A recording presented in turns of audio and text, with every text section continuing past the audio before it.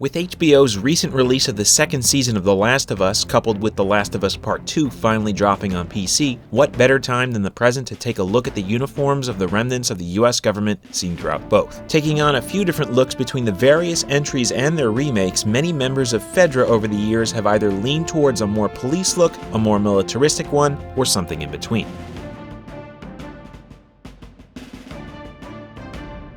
For those who may not be too knowledgeable or want a refresher, let's start things off with a breakdown of the background of The Last of Us and how FEDRA fits into it. After which we'll take an in-depth look at the standard field uniforms of their forces, of which there's technically only one, but because of the remasters, remakes, sequel, and show, there's been a few interpretations of it. Okay, so FEDRA, or the Federal Disaster Response Agency, is more or less a militarized version of the United States' real-world FEMA, or the Federal Emergency Management Agency. With the outbreak of the cordyceps brain infection, or CBI, a contagion which turned its hosts pretty much into zombies that would then infect or kill others, nations around the world were scrambling to maintain control of not only its spread, but also the ensuing chaos it brought about. As such, FEDRA was the leading agency within the United States handling this. However, as the situation deteriorated, it became obvious that a cure was not a possibility, and society as a whole was on the brink of collapse. In response, the agency instituted martial law, suspending most other governmental entities and rights throughout the country. From there, safe areas, or QZs, short for quarantine zones, were established in or around major cities in order to house and protect select uninfected citizens, while outposts and other facilities were created around the country in order to try and maintain a level of communication and cohesion. As time progressed, these QZs and FEDRA as a whole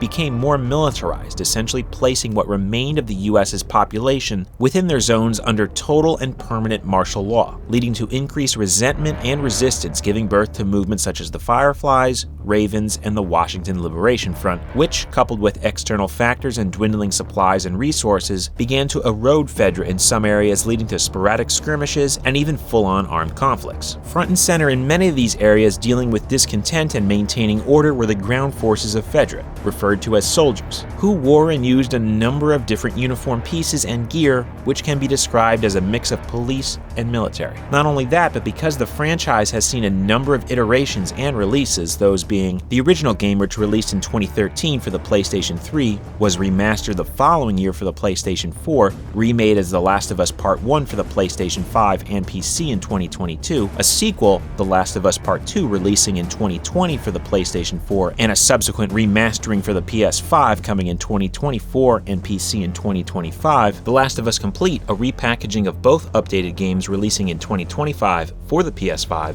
and the entire story being adapted into a television show by HBO, which first aired in 2023, which is projected to have a few seasons. Renditions of FEDRA, like many other elements, have seen their looks changed up a few times. Additionally, there are technically a few different uniforms due to a few factors, with the three main reasons being locations, as FEDRA forces stationed in Boston compared to ones in Seattle appeared to wear the same uniforms but with slightly different gear, duties and functions, as there were hazmat teams, units operating outside the wall, and standard QZ patrolling forces, and finally alterations to parts of the games between versions. For example, the soldier seen in all but one version of the prologue is in the army, however in Part 1 he bears a FEDRA patch. That all being covered though, we'll be primarily focusing on the standard blue uniform-clad units, as they make up a majority of FEDRA forces. Though there are a few similarities between each iteration of these, they can be categorized into four primary ones. The more minimalist and simple of the original game and its remaster, when it came to their uniforms the only differences between the two were slight visual upgrades. The more detailed and extensive of the remake, which saw a complete overhaul of their appearances, the altered appearance as seen in the sequel game, granted in the form of long-dead forces, and the closer to the practical of the show, which used actual real-world props and costume parts.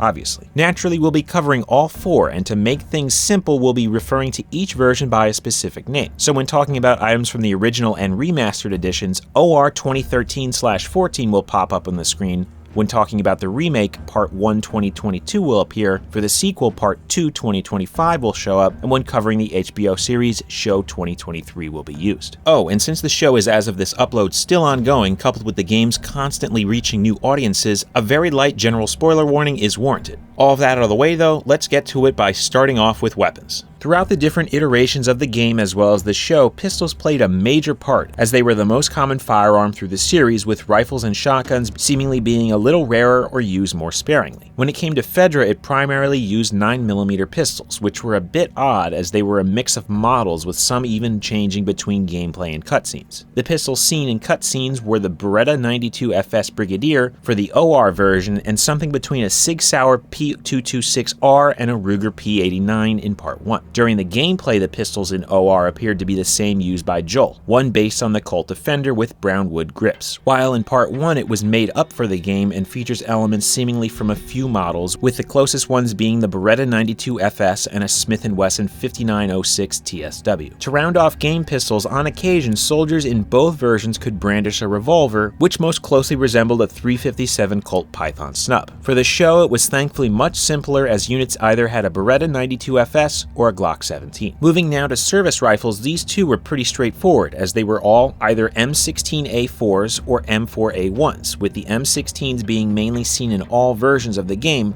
though also by a few soldiers in the show, while the M4s were seen only in the show. Finally were grenades, which were only briefly seen in the form of the US M67 fragmentation and, based on the cylindrical shape, what looks to be either some sort of smoke or stun grenade. Moving now to actual uniforms, we'll start with hats and helmets. Across the board, the only hat really used was a basic navy blue patrol cap, which was seen in every iteration of the game as well as the show. Granted, there were some minute differences. OR saw 6 vent eyelets, 3 on each side, making it a style similar to the US hot weather BDU patrol cap. Part 1 had only 1 on each side, and the show didn't have any but did have the center vertical stitch above the brim. Considering the navy blue color is only made for commercial pieces, most of the ones available don't have any vent eyelets. The best option would be to get one of these, whether it has the vertical front stitch or not, and add the necessary eyelets to make it accurate. Next up, and rounding off headgear, were Riot Helmets, seen mixed among forces. In the show, some actual Riot units utilize them, however they appear to be more for safety purposes, likely to protect the wearer's face from potential infected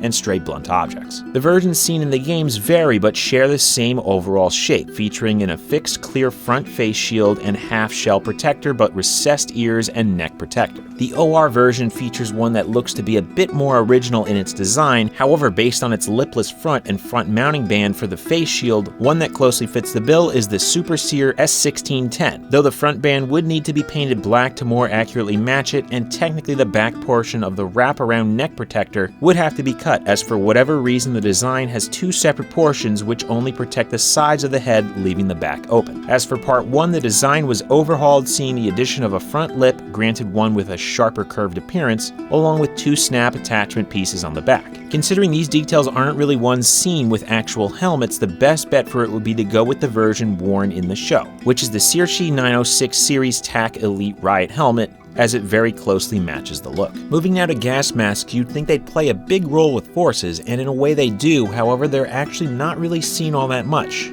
at least on them. The OR version is really only observed by the hazmat team early in the second level and by the few forces encountered outside the QZ, and appears to be based off of either the Avon S10 or FM12 respirator gas masks, which themselves are pretty similar looking, as the FM12 was in a way the successor to the S10. Both of these are relatively common, however still pretty expensive. For Part 1, the design was completely changed, but from a feature standpoint still seems to have been modeled off the aforementioned S10 or FM12. But there are quite a few others out there that also share similar characteristics, while also being much cheaper and easier to source, such as the Czech OM90 and Russian PMK3, to name a few. Regarding the show, there were no gas masks or respirators, save for the one Bill briefly wore for seemingly paranoid reasons in Episode 3, and this was actually intentional, as the showrunners removed the need for them, as in the games there were areas where infectious spores were present. According to co-creator Craig Mazin, in the world that we're creating, if we put spores in the air, it would be pretty clear that they would spread around everywhere and everybody would have to wear a mask all the time, and probably everybody would be completely infected by that point. Throughout the games and show, there were a few instances of insignia, all of which were seen on either tops or the vest. Starting with OR, there were two, an SSI or shoulder sleeve insignia and a tiny, almost enamel-type pin seen above the wearer's left chest pocket. The sleeve patch is quite large and elliptical in shape and is really the only item that can't quite be identified or matched up to something due to the older graphic limitations of the original game and even remastered version. The pin though is pretty simple, being a rectangle with black font spelling out Army, which itself is a bit odd as FEDRA isn't a branch of the US Armed Forces, though its members are sometimes referred to as soldiers. As far as sourcing one, the best bet would be to go to a custom enamel pin seller on sites such as Etsy, as the shape and composition is easy to replicate. When Part 1 came out, textures and definitions were greatly increased, meaning way more detail was seen, and as such the insignia was greatly refined, which helped flesh out the patches for not only the game,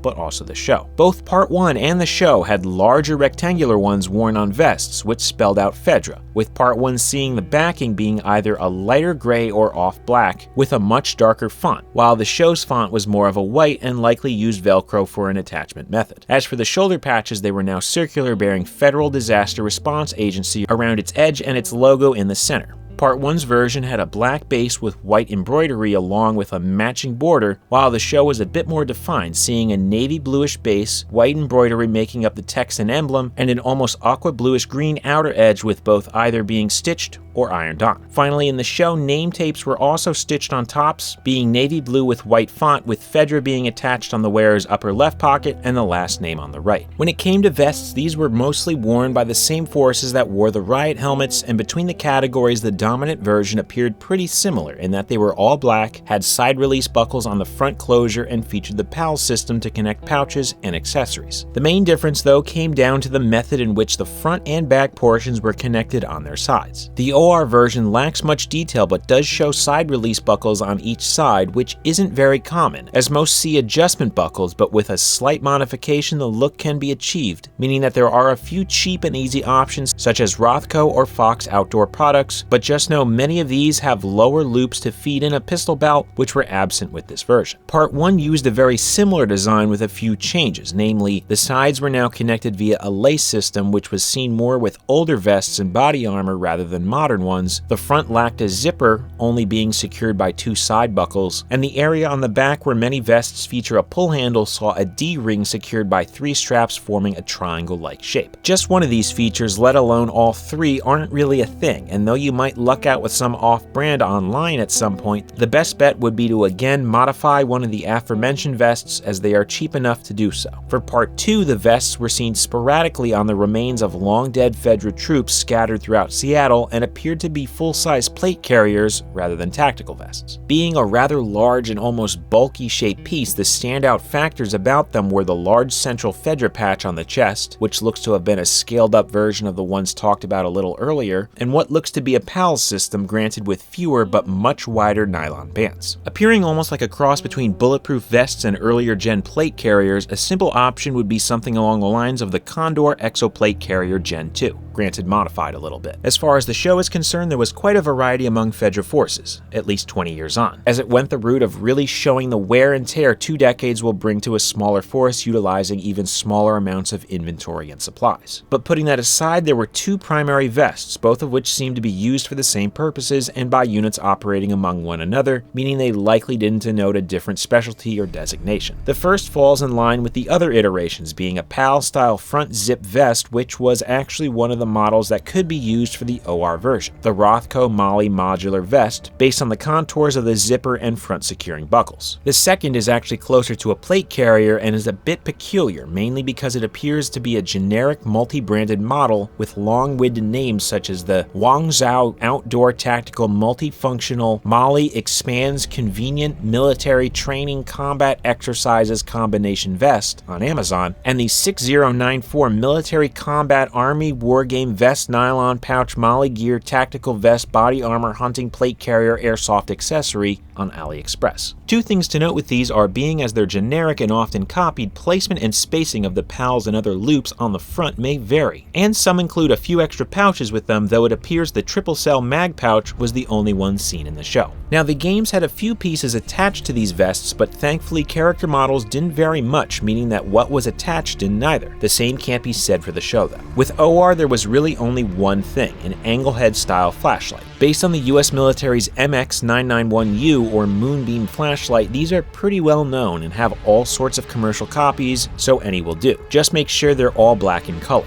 These also did appear on a few vests of the show, granted sometimes in the olive green color, which were haphazardly painted black. With Part 1, it seems they realized these Molly-style vests are actually made to carry items, and so quite a bit was added to them. Specifically 2 green or yellow colored snap glow sticks, a black utility carabiner with a screw securing method, a double pistol magazine pouch, an open radio pouch secured by elastic cords and hook and loop material, and either 2 single or 1 double M4 rifle magazine pouches. For these, save for the radio pouch, you can really go with any brand that closely resembles these, but looking at the stitch work, the Condor double M4 mag pouch fits it perfectly. Regarding the radio pouch though, it's pretty specific as its enclosed area is perfectly rectangular and covers almost the entire radio. Though there are likely a few companies that make versions that would fit this, the easiest is 511 Tactical with their radio pouch, which is also the one used in the show. The only modification that would have to be done is the removal of the extra hook and loop material around the securing band portion. But that now leaves us with the show, which saw quite a few different configurations, with some items being clearly visible and shared by many, if not all soldiers, while others were obscured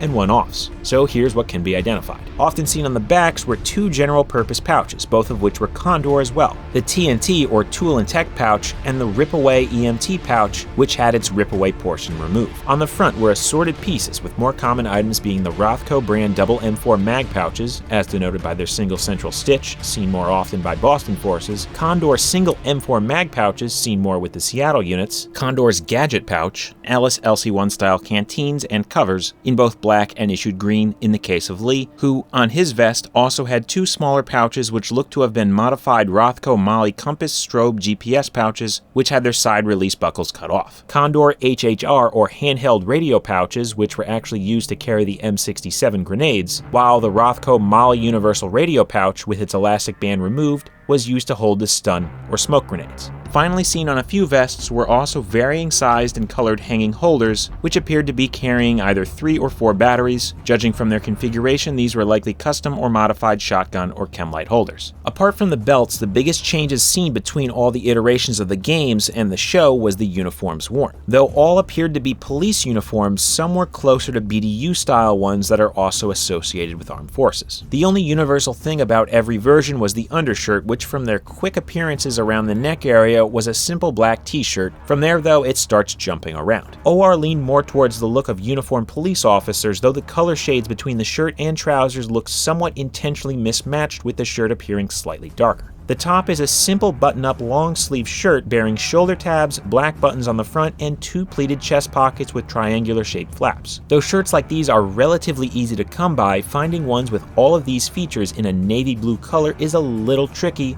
though 2 solid options are the 511 PDU Class B long-sleeve shirt and the Flying Cross FX Flex Class B long-sleeve shirt. As for the trousers, they were basic navy blue BDU pants, granted with the rear inset pocket flaps being absent. When Part 1 came out, the look moved a bit closer to a militaristic one as the design started to lean more towards a proper BDU. However, it saw some minor differences such as the shoulder tabs, 2 chest pockets versus the regular 4, which were also pleated. Again, like the other shirt, there are a few options out there, but none really hit every point. So it's just a matter of finding a close match, with a good option being the dark navy proper brand BDU coat 2 pocket. For the pants, they again were BDU trousers. You just want to make sure to get a pair made by the same company so the shade matches. In this example's case, the dark navy proper BDUs. Finally, in the show, the look was again based around the designs as seen in the remake, that being a 2-pocket style BDU. Based on the curved and pleated pockets mixed with the radio microphone attachment bands seen along the front opening, these can be identified as Blauer brand BDUs. However, as a few versions utilize the same cut style, it can technically be one of a few models. The straightforward, cheapest, and most likely option was their B.DU tactical shirt model 8730 and matching B.DU tactical pants model 8830. 830, though they could have also been the 10X or Flexors versions. The difference between these came down to fabric composition, which really can't be gauged from the few scenes they're in due to no discernible weave seen, as well as a varying age and damage throughout. Moving on to the belts, they went from one of the most basic in design and features to one of the most complicated. OR featured a strange design in that it appeared to be based on pistol belts with the side release style buckle, but in the style of a standard waist belt one would feed through loops on trousers. There are a few real-world equivalents, with only a few which can serve as a standard belt rather than a duty one, and of those, most have extra features. So that being said, you can go the route of using one of those or make a custom one. Based on the graphics, it's hard to tell whether they were nylon or leather, but seeing as most ones produced with this buckle is the first, it's probably the best bet. One model that seems to fit is the Camgo Tactical Nylon Belt. On these belts were really only two things: a radio, which will be covered in a little bit,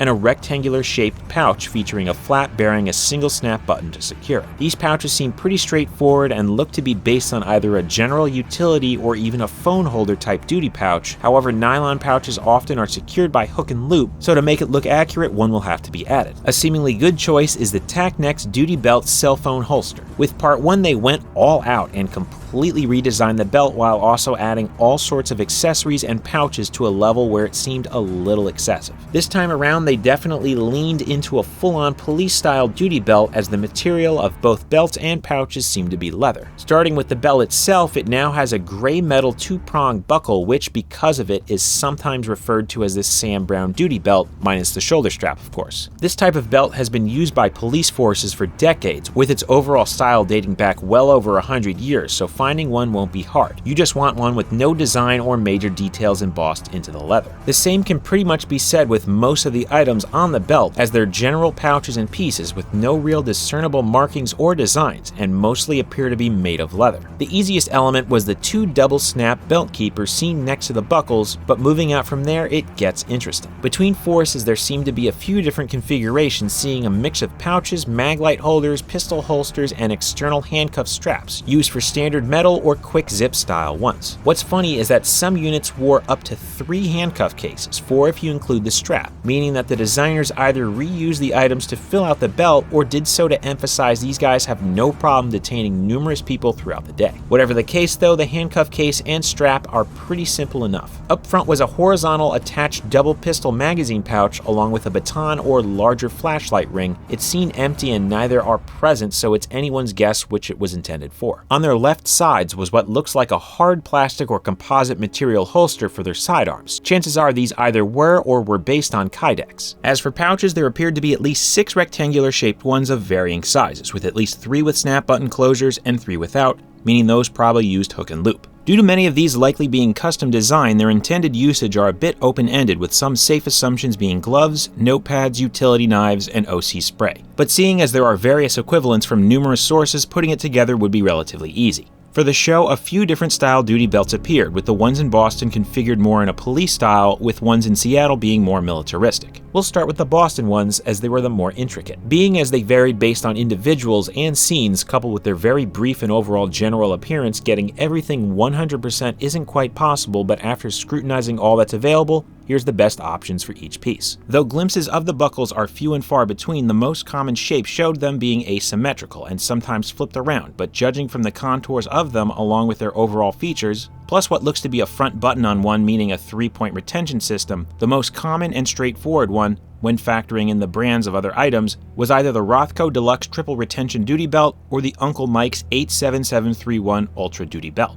The only other one that had a somewhat clear view of the buckle was worn by Captain Kwong and was more boxy in appearance, but due to the generic shape of it, determining the exact brand and model is a bit hard to do. As far as items on the belt, many appear to be Uncle Mike's brand too, or look very close to them, which are a handcuff case, which is a bit hard to determine whether it was the single duty cuff case model 8878-1 or double 7457-2, the Sentinel double latex glove holder model 8907 2, though this one could also be the Blackhawk equivalent, which is the model 44A351BK, as the only real difference is the connector on the back, which is never visible, the divider double pistol magazine model 8836-7, and the flashlight holder C-cell model 8863-1. Beyond that, there seemed to be at least 2 basic nylon dual snap button belt keepers, which were also sometimes seen attached to magazine pouch flaps. When it came to Seattle's FEDRA, the belts were much more straightforward, being just black Alice LC2 style ones, featuring the side release buckles. Also seen on them was the only glimpse of belts for their trousers, which appeared to be simple web belts with roller style buckles. The holsters were covered with the belt pouches and accessories that were technically drop leg holsters and pouches too, though only in specific instances. In OR, a drop leg holster was seen, but only worn by forces outside the wall. Looking at their general shape and features, they seem pretty close to what the show, for Boston-based forces, would also use. The Safariland 6005 SLS tactical holster with quick-release leg harness, specifically the right-hand draw model. These have a variety of versions for different pistols, and many of the ones mentioned earlier being options for them. As for Seattle forces, they went with a much simpler one,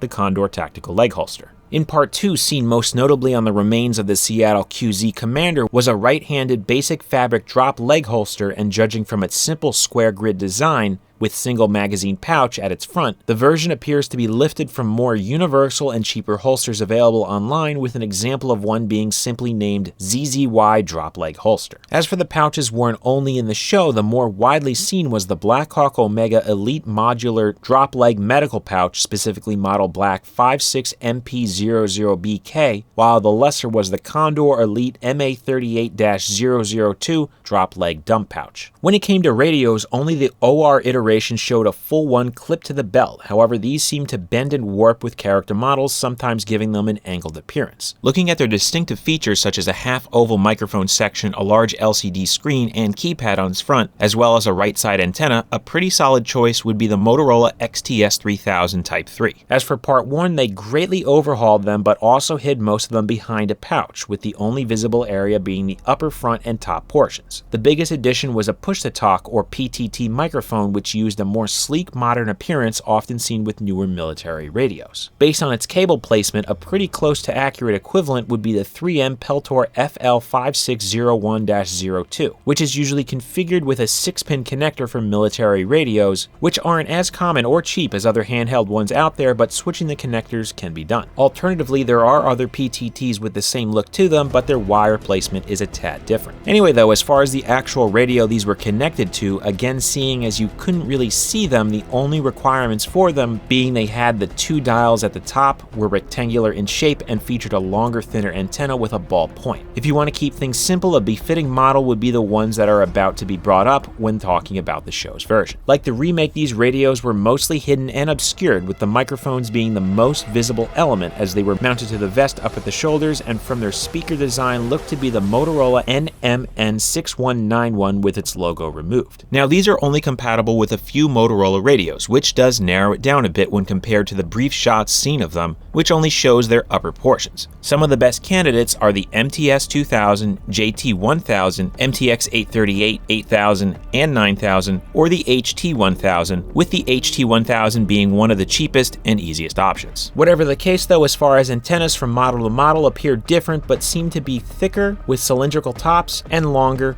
probably 6 to 7 inches. To round out all this stuff were a few miscellaneous pieces. With the vest version of the OR uniform, some forces were seen wearing black elbow pads, which appeared to be pretty basic in style, similar to ones worn by skateboarders and for sports, which were also the basis for versions seen with the US military for a time. When it came to the show, there were a few additional one-off items seen by select soldiers mixed in with their standard kit. For bags, the only one seemingly used by them was the Blackhawk Omega Elite gas mask pouch model 56GM00BK, granted with all of its drop leg related straps and features removed, as it was worn over the shoulder. Additionally thrown in here and there were assorted lengths of utility rope, which looked to have shown up in a few different colors such as a grayish white and black. Also seen hanging or attached to different items, usually vests, were a series of heavy-duty style chain hook quick links, carabiners, and key rings in various sizes. To give almost a mix of haphazard repair and personalization were an assortment of random straps, webbing, and smaller bits and pieces, such as, but not limited to, assorted tapes, compasses, flashlights, which were often obscured or hidden behind other items, and the occasional knife. Riot shields also appeared, and from the quick shot of them they were basic clear ones that didn't display any emblems or images save for a thin black horizontal band. The handle and securing straps had their bolts above and below the band, which lines them up pretty well with the Rothko clear polycarbonate anti-riot shield. These are a little weird as there is a second version they make with a taller band as well as one that says police. Additionally, different outlets have the names and part numbers seemingly swapped around some, so you'll have to go based on picture. Finally was the scanner used by certain members to test people for the cordyceps brain infection, which, based on the version, showed either a color or phrase to denote whether someone was positive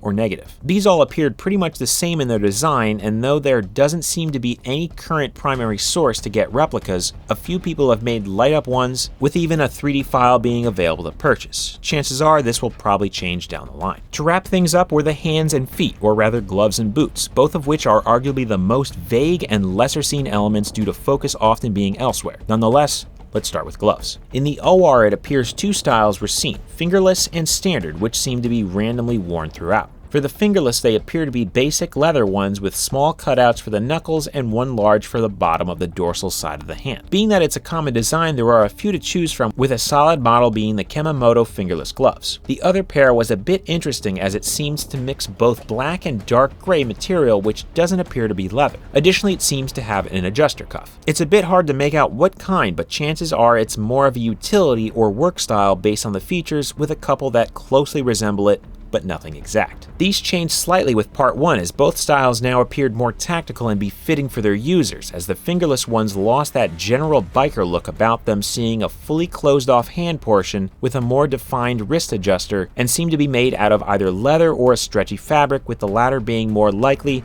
as the other version's textures look similar. Again, it's open to interpretation, but for the stretch fabric option, the Rothko fingerless stretch fabric duty gloves or Miltex fingerless gloves are pretty close. But the other pair had more distinctive features, which are a reinforced knuckle area as well as a top padded area for the fingers. Seeing as the pair look to be made of the same material throughout, you could go with a basic design such as the No Cry water resistant tactical shooting gloves or Cibo Wara motorcycle gloves, or something a little more detailed such as the Rothko leather tactical gloves. Finally, for the show, it appears at least two styles of gloves were seen. A basic black pair, often referred to as range, stealth, shooting, or duty gloves, that seem to bear no features on the dorsal side save the reinforced thumb and trigger areas, as well as a cuff adjuster band, and a pair that had a hardened reinforced knuckle portion as well as plastic oval pieces on the fingers, which are often advertised for a variety of purposes, from cut and shock resistant, tactical, and even for motorcycle riding. The FEDRA forces within Boston appear to only use the reinforced knuckle model. However, because of them being obscured, out of focus, or just barely in frame, it's hard to get a 100% match on them, with it even seeming as if more than one brand or model was used. Though shots of the version worn by FEDRA troops in Seattle are much clearer, the main issue is most of these models are very generic and bear a lot of the same features, while also being frequently unbranded and sold under long-winded names like the plate carrier from before. Looking at the appearances of them in both cities, it seems versions varied, with some having textured fabric on the fingers and wrist areas, while others didn't. A few seemingly had wraparound securing methods, while others used a metal loop, and most were fully enclosed,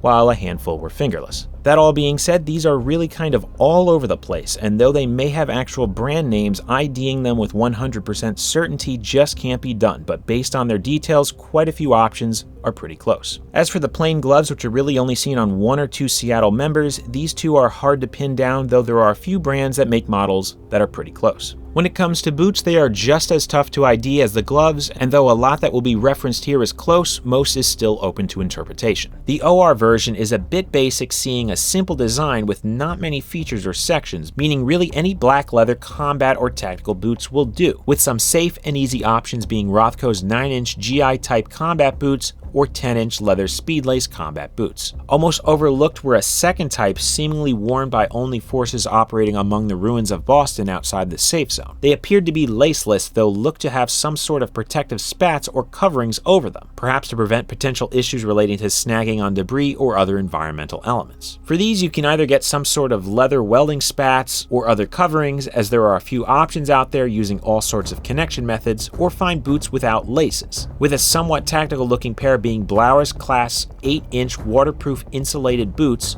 which utilize a sort of wire ratcheting adjustment method. Part 1's, though, is a little different, as they essentially overhauled the design and lean more towards modern tactical boots, which often includes more shapes, designs, and fabric. Seeing as they aren't any specific brand or model, the best that can be done is try and find real-world equivalents that match many of the features, but it's not perfect as many models fit really well but feature the side zippers on each, while the in-game ones don't. One that is relatively close to its general appearance is the Savage Island tactical boot. In Part 2, FEDRA boots are occasionally encountered on the ground, and though they appear pretty straightforward in design, the presence of a side zipper on them differs them from the rest of the list, and though they can't be lined up 100% with any real-world model, a pretty close one is the Leather Baits 8-inch lace-to-toe DuraShock side zip boots. As for the show, it's thankfully a little bit more straightforward. Sort of. Regarding the Boston forces, though there were quite a few walking around, they were often seen either from a distance or near waist up, with very few shots of the actual boots, which makes things a little hard. However, if we again look at the character of Lee, who,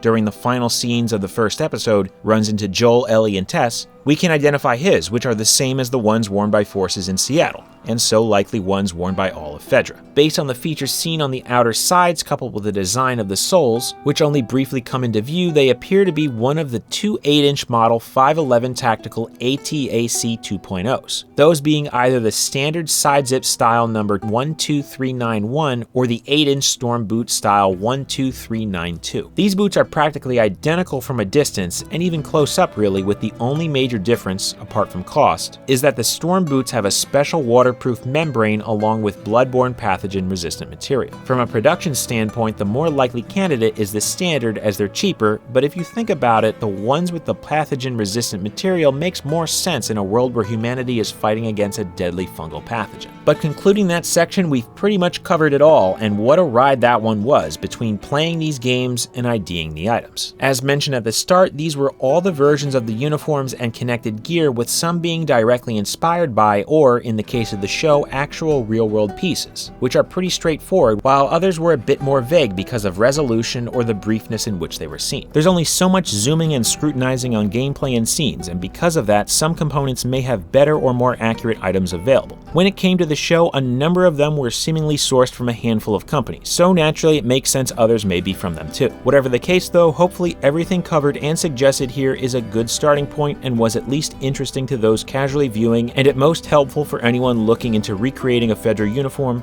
from The Last of Us. Now, this video is releasing in the later part of May 2025, right towards the end of the show's second season, which is based on the sequel game, The Last of Us Part 2, set primarily 4 years after the first. Seeing as the show has added and altered the story some, with the notable inclusion of Seattle FEDRA forces to help flesh out Isaac's backstory, new pieces were seen, and so they were added in a bit into this video. If more pops up in Season 2, or the already confirmed Season 3, or if the slim possibility comes true that down the line a third game is produced, we'll be sure to do a follow-up video. But for the time being, perhaps leave a like and subscribe to the channel if you haven't yet already. If you're not in the mood to do so, no problem. Just make sure to head on back soon for more Uniforms of the Screen right here on Uniform History.